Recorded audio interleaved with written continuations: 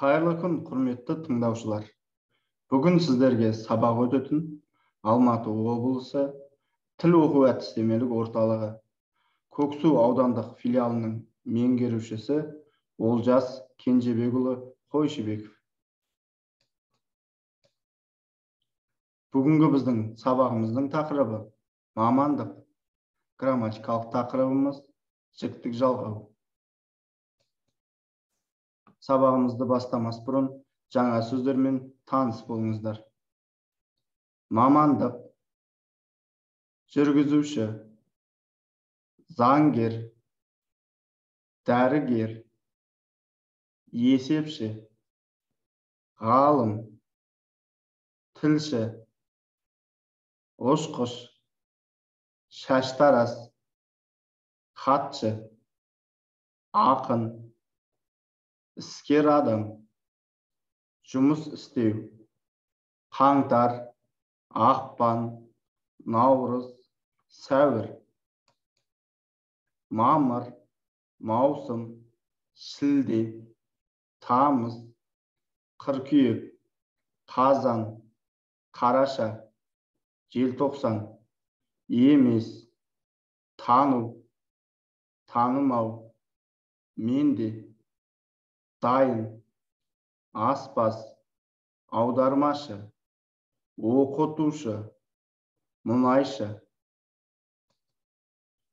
сатушы, әнші, кесте, мұнай компаниясы, ғылыми орталық, сот, қаржы саласы, аударма агенті, дүкен, мейрамхана, асхана, әуежай, полиция бөлімшесі, телеарна, қабылдау бөлімі, қыс, көктем. Бірінші тапсырма. Сәйкестендіріңіз.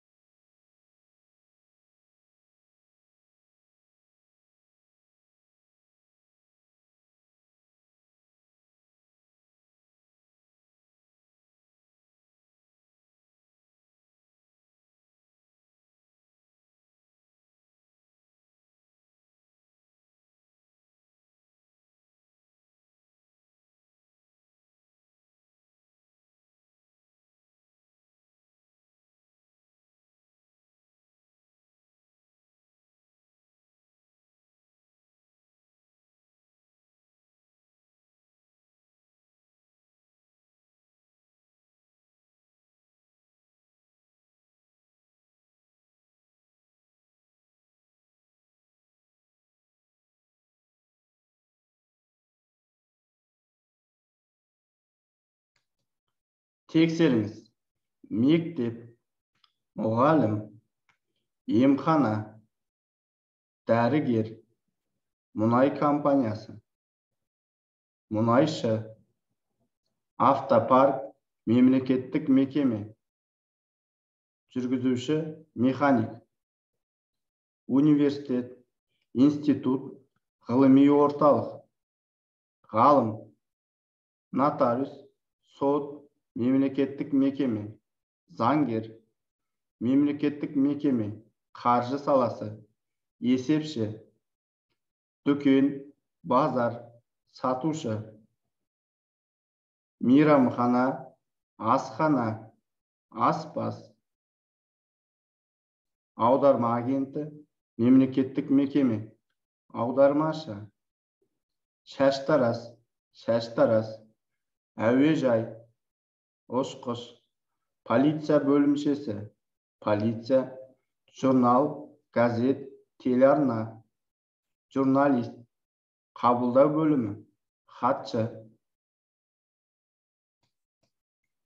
Екінші тапсырма. Мамандық атауларын жазыңыз.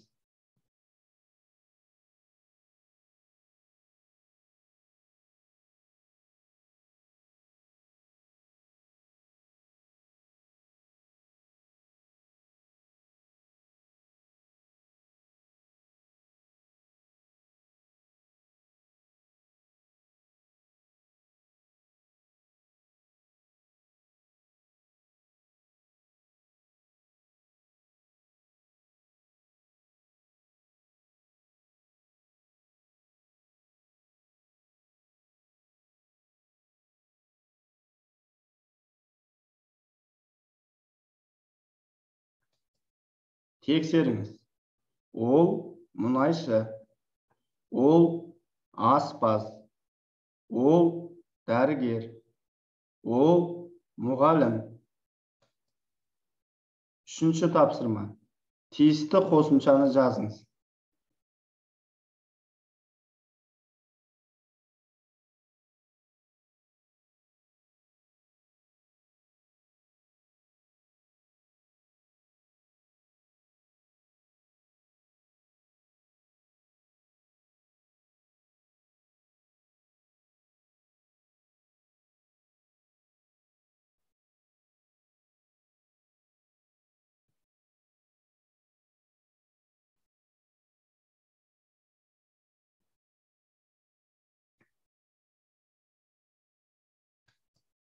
Тексеріңіз.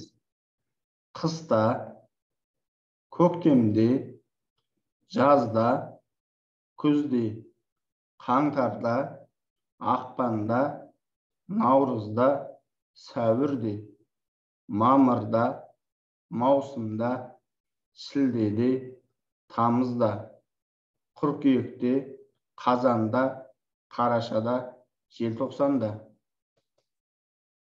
Бүгінгі біздің сабағымыздың грамматикалық тақырыбы жіктік жалғау. Жіктік жалғау жақтық мағына білдіреді. Жіктік жалғау есімдер мен етістіктерге жалғанады. Жіктік жалғаудың жалғану үлгілері: мен Асқармын, мен есепшімін. Зат есімдердің жекеше түрде жіктелуі. Бірінші жақ: мен, мын, мін, бұн, бін, пын, пін. Үлгі: мен дәрігермін, мен оқимын. Екінші жақ: сен, сың, сің. Сен дәрігерсің, сен оқисың. Екінші жақ: сіздер, сіз, сіз. Сіз дәрігерсіз, сіз оқисыз. Үшінші жақ: ол дәрігер, ол оқиды. Болымсыздық мағына есімдіктерге емес, сөздің тіркесуі арқылы жасалады. Қосымша үндестік заңына сәйкес емес сөзіне жалғанады.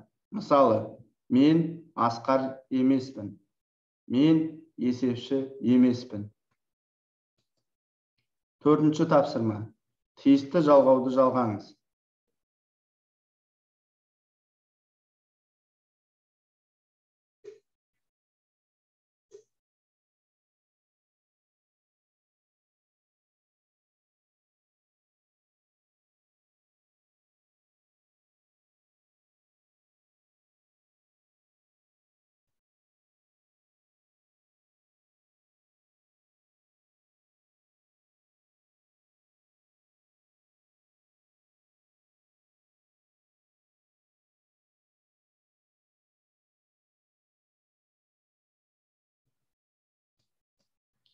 Тексеріңіз.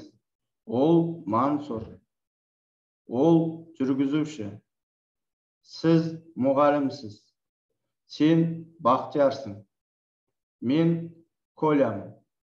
Сіз аспаз емессіз. Мен заңгермін. Мен Асылбекпін. Мен Оразбын. Мен мұнайшымын. Сен әкесің. Сен тілшісің. Мен Саша емеспін. Ол ғалым емес. Үй тапсырмасы. Сөздерді алмастырыңыз. Құрметті тыңдаушылар, бүгінгі біздің сабағымыз аяқталды.